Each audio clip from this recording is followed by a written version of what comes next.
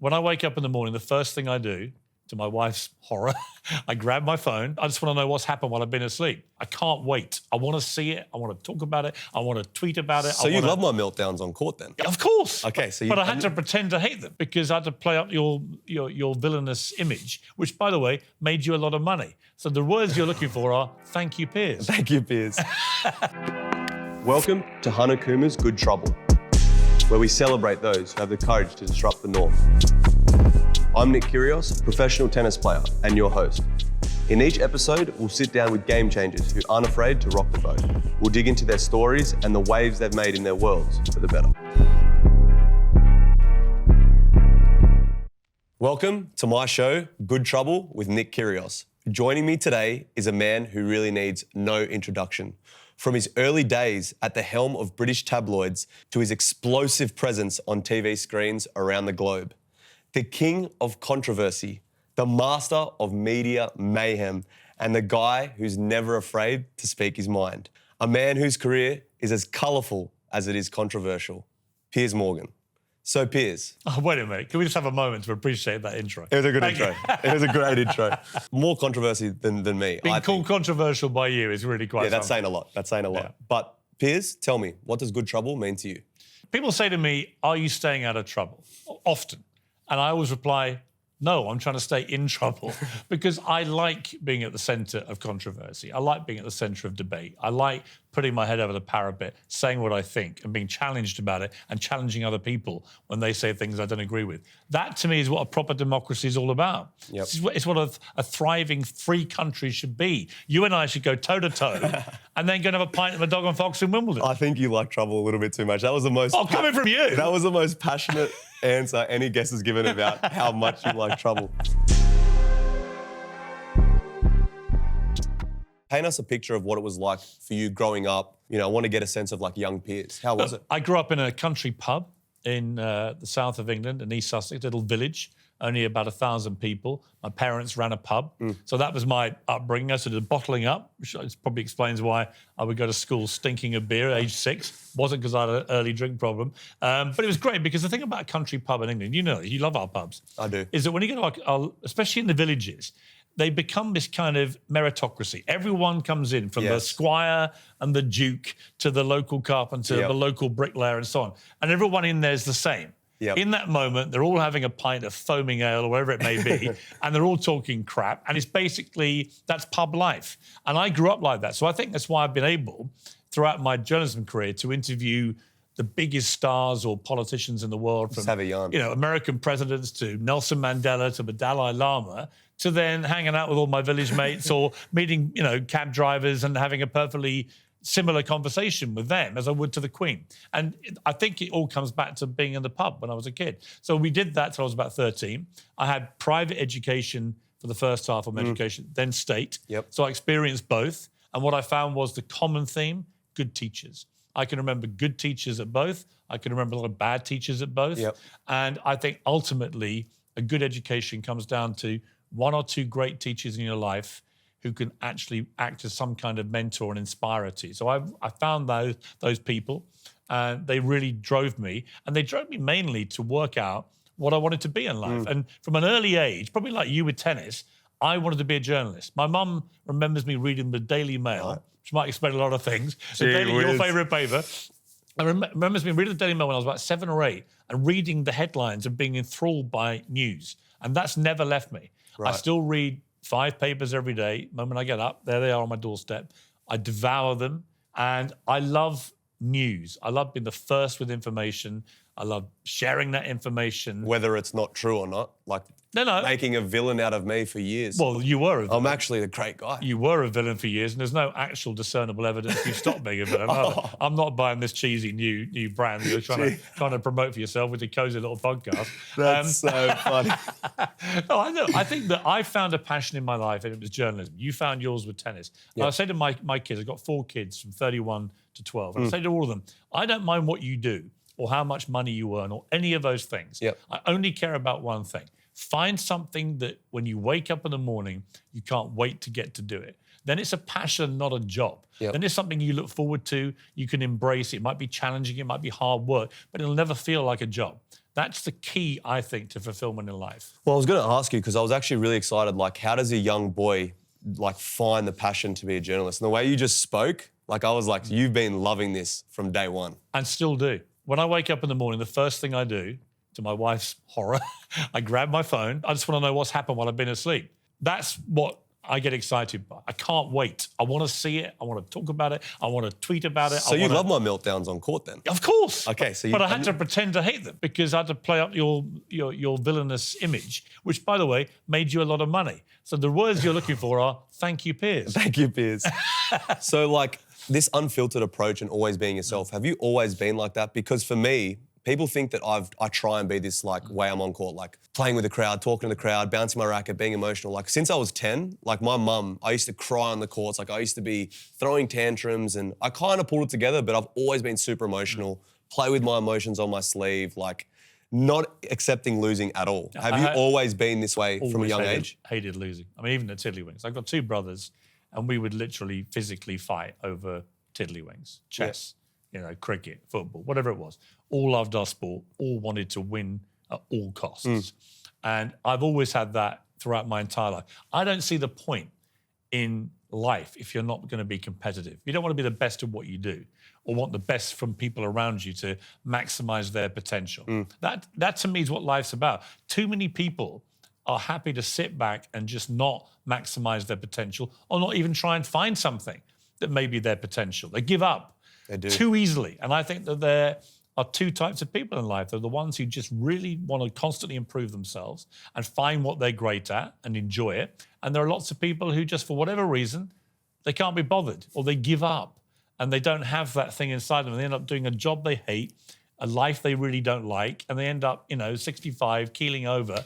And you think, well, what was the point of that? Yeah. What impact have you made on anything or anyone with that life? I don't think you and I, when we keel over, are going to have quite that problem. We'll have made an impact, good, bad, and ugly. That's true. And you've worked with some amazing people. I think for me, I'm probably at the bottom of the list of some of the celebrities and people that you've sat down with. And you're like C+. Oh, C+, thanks. Just above average. What influence, have you ever had a moment where you've just been wow, I've had an amazing experience, and has there ever been a time where you just have to kind of pinch yourself saying, look at all these amazing people I can talk to and get the news out there and any of that sort of stuff? I mean, look, I've interviewed 5 American presidents. I've interviewed 10 British prime ministers. Like I said, Nelson Mandela, the Dalai Lama, all these amazing people. Major celebrities from, Oprah Winfrey to movie stars. To Nick Kyrgios. To Nick Kyrgios. A lot of sportsmen, actually. Yep. But if you ask me, the one interview I did, as it was happening, even my jaw was dropping. I was thinking, I know I've got a monumental scoop here that nobody else knows. It was Cristiano Ronaldo when he left Manchester United, and it was my interview that caused him to leave. And only me and him knew he was doing it. He didn't tell any of his team. Wow. It was just me and Cristiano and his girlfriend and his couple of his bodyguards who'd been with him a long time, and my little crew. And we were in his house in Manchester doing an interview that, as it went on, I realised was going to be the biggest sports story in the world for about 3 weeks. Wow. Which is what happened. That is an adrenaline rush like nothing else. Yeah, of course, because you can't tell anyone. And I got to know him very well, Cristiano. And he's the kind of guy that, when I talked earlier about sort of finding a passion, you've also got to marry it with a work ethic. That guy has a work ethic. Yep. If you could sit with him like I've done a few times and talk about his attitude to work and stuff, your eyes would be popping. 100%. And that's one of the reasons he said to me, him and Messi, the 2 greatest footballers I've ever seen. And he said the reason we're at the top of our game for 20 years is that we took care of ourselves on a daily, 100%. hourly basis. Consistencies. And that was it. They very rarely got injuries.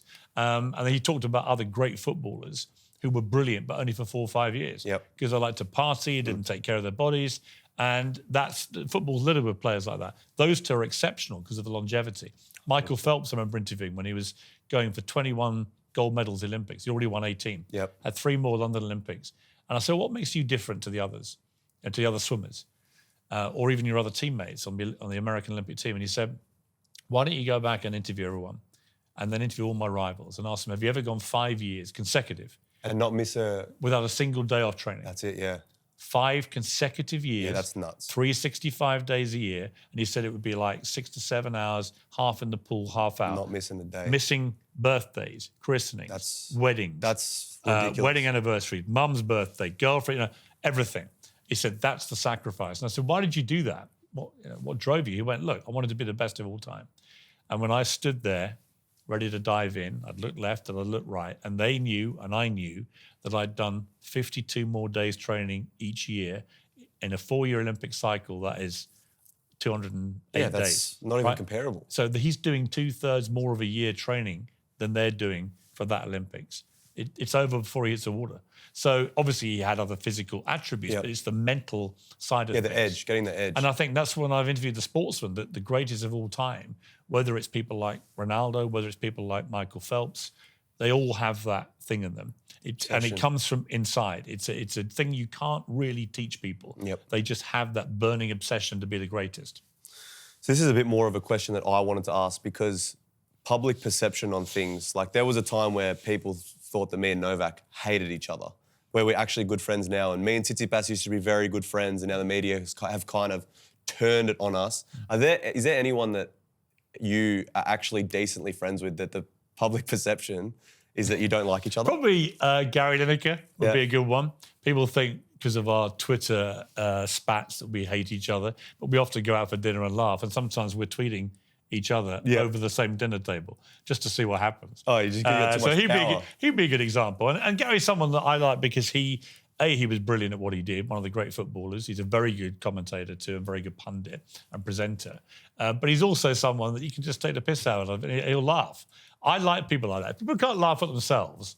I agree. I don't want to hang out with them. I agree. But I always think the saving grace for anyone, and you've got it, and I hope I've got it, is that you can just, I don't mind if people take the piss out of me. You've definitely got it. Yeah. So the responsibility you have, you've got fans and viewers worldwide, millions and millions of people. What responsibility do you hold to yourself every time you come into work or every time you do a segment? Like, what do you like uphold to yourself? The 7 Ps.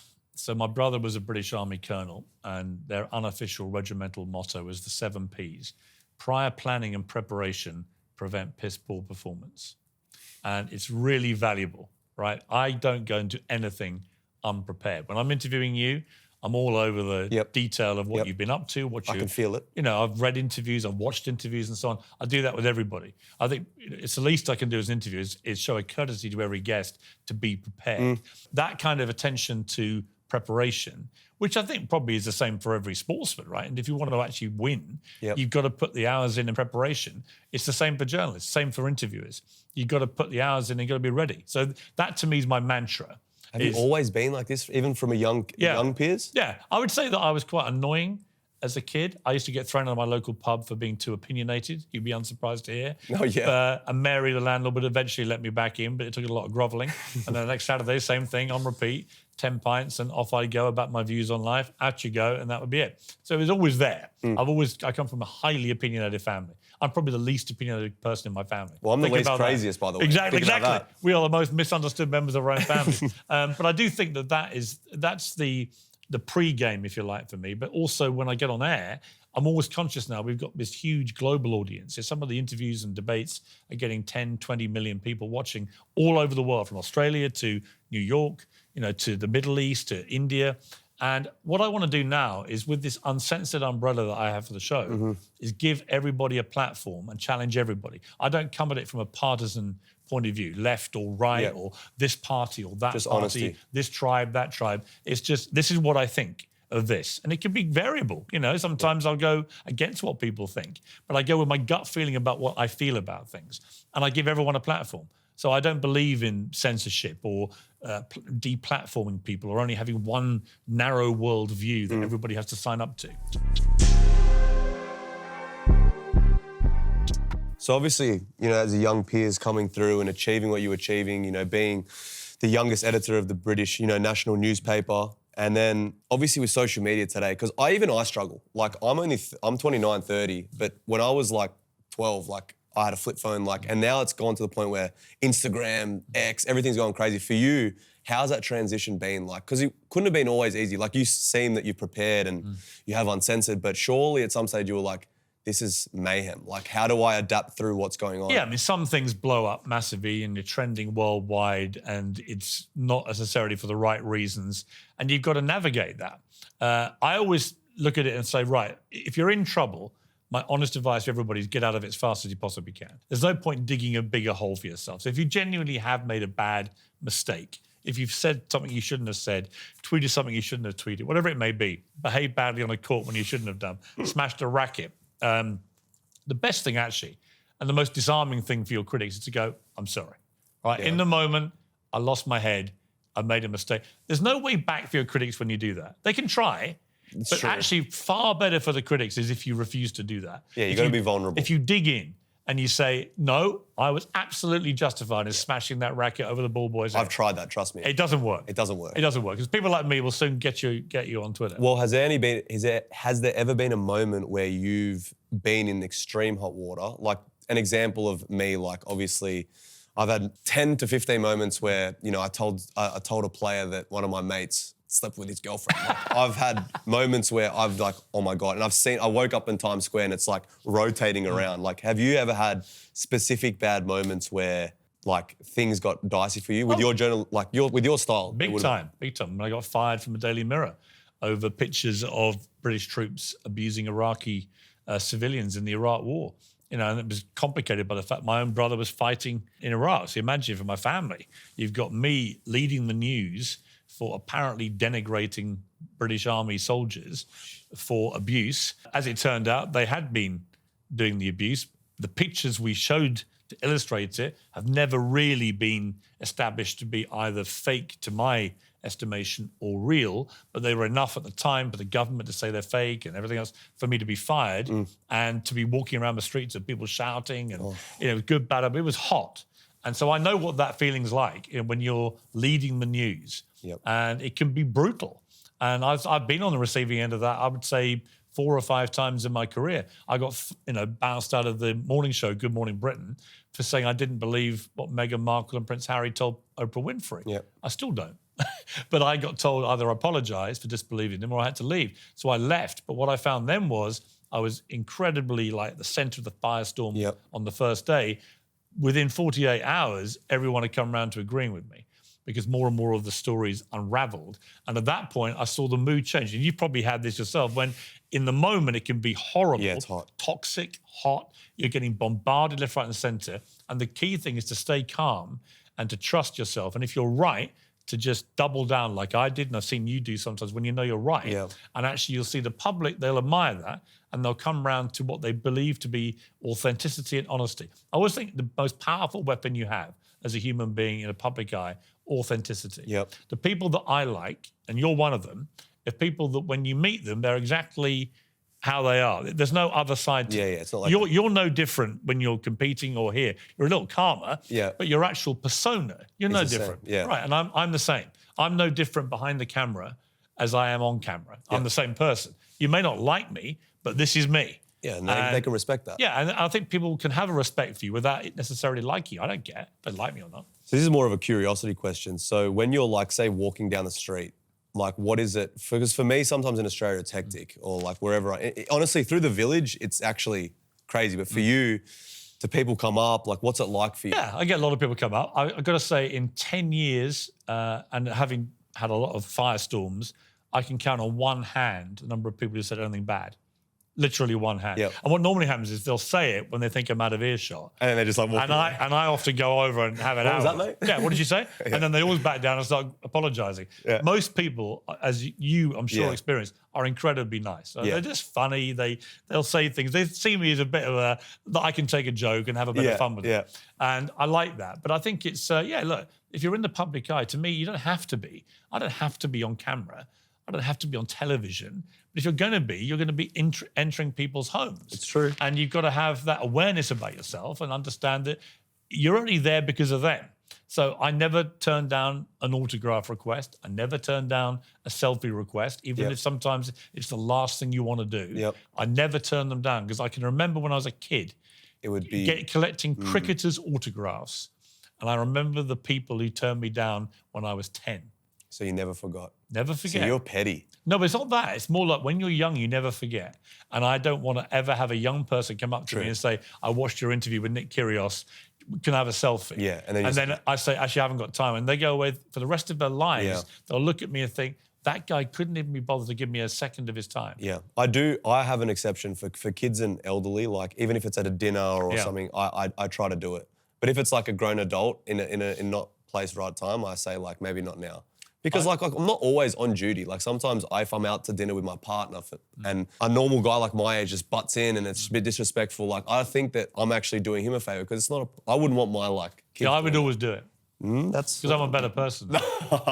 You know the most fun reaction. That's funny. Most fun reaction I ever had was when I faced Brett Lee in a cricket net at the Melbourne Test match, and 10,000 people came out to watch it, and Channel 9 put it on air live. Sky did it here live. And he tried to kill me for 6 balls. Yeah, well, he can. He broke my rib. Did he break your rib? He broke my rib and then hit the broken rib with the next ball. Oh, my God. And he came down and we had headsets. He went, oh, mate, did you hear that one crack? That's when I realised I was dealing with a psychopath. No offence, Brett. But I managed to survive. The thing was I wanted to survive 6 balls, which I did. But I was battered and bruised, everything else. But afterwards, I went back in the stadium and all the Brits were like, you wanker. And all the Aussies stood up and gave me a standing ovation. We are respectful. And went, finally, a bloody pom with some guts around here. I wouldn't Mitchell Johnson had been terrorising us. We were 3-0 down in the Ashes. And from that day, every time I meet an Aussie, they always bring up the Brett Lee thing and they always go, fair play, mate. Yeah, that's dangerous, though. It was. But it was, once I knew I was alive, it was a great story. So speaking of trouble, we've actually got some footage I want to show you of you dancing at the Taylor Swift concert. No, I'm joking. We don't. I just wanted to see your reaction. That was a horrifying moment. I was like, I think we got some footage here. No, but you recently attended a show with your daughter and received a bracelet. No, what was the bracelet? Yeah, it said everyone else got a friendship bracelet, and they were all saying things like "love you," whatever. Mine just said by totally random chance. They were just handing them out. Random, yeah. Mine just said, "Why are you so mean?" Yeah, you got what you deserve. Which is the lyrics of one of her songs, apparently. Yeah, that's funny. But we actually do have some footage, by the way. You do? But I'm not gonna. So since I'm here for Wimbledon, and you know, for me, Wimbledon's been such a big part of my life, literally for the last 12 years. I played juniors here, and throughout my career, it's always been a huge moment. You of all people would know, what's for the UK culture? Like how important is Wimbledon? I trained on the Wimbledon newspaper. So I covered the Wimbledon tennis. In fact, one of the first scoops I ever had was I infiltrated security at Wimbledon tennis. I got into the royal box. I got into the players' dressing room. I was 19 and I got banned for life by the All England Club. You're joking. The chairman, Buzzer Haddingham, his name was, wrote to the newspaper's editor and said that I would never be allowed to cross the hallowed turf again. So you can't come into Wimbledon? Well, they haven't kept it up. I've been back. Oh, okay. Well, I've been back. But I was actually given a lifetime ban for exposing genuine security issues. I managed to be literally having a gin and tonic in the royal box, right, on a match day during the tournament. I got into the players' dressing room, was talking to players. I was a reporter for the Wimbledon News. That's nuts. It was nuts, yeah. It wouldn't happen now. But at the time, it was exhilarating. And it showed me what I really love is scoops. So that was one of your first gigs? It was one of my first big scoops. That's awesome. It was Wimbledon tennis, yeah. But what Wimbledon means to people, I think you've touched on this in interviews with me, that it's for everyone, whether you love tennis or not, everyone's aware of Wimbledon and what it means, and the clotted cream and the scones and the Pims and the bands and the royal family coming in and Cliff Richard singing his songs and so on. There's a certain magic about Wimbledon which no other tournament has. And I think that's what makes it a special thing, not just for the players, but for the people, the British people, and for tourists. So on the topic of Wimbledon, like obviously that year when I made it to the finals, I was very aware of some of the things that were being said, and you were like, I don't know if it was you specifically, but the UK press was, this is the worst thing to happen for Wimbledon. If I had won that year, what do you think some of the articles would have been? Like, what would you have said on Uncensored? Honestly, they'd have all turned on a dime. I don't think so. Yeah, they would have done. You think so? Yes, because you would have turned it around. If you actually had won, all that angst and fury and passion that was whirling inside you because you were so desperate to win, in that moment of victory, you'd have become this guy. Maybe I would have been like, say something now, Piers Morgan. If you'd literally stared down the barrel of the camera and called us all a bunch of graceless dicks, you would have got the attention you deserve. I suspect in that moment of victory, a lot of that, that angst would have gone, and you'd have been Mr. Charming Nick, and you'd have charmed everybody, and everyone would have cheered you. So McEnroe went on record and said that Andy Murray deserves a statue outside Wimbledon. Do you agree with that? I do. I think he should. I think he's one of the greatest sportsmen. And I think he also epitomises what I like my sportsman to be, which is that he has this kind of persona that he plays up to, which bears no relation to what he's actually like. Yeah, I know. In real life, he's highly intelligent, very funny guy. He's funny. Loves a prank, loves a laugh, but he loves playing up to this kind of persona that he has. But as a player, wow. Yeah. I mean, one of the greatest sportsmen England's ever produced of any sport. So I've got a lot of time for Andy, and he's a great guy.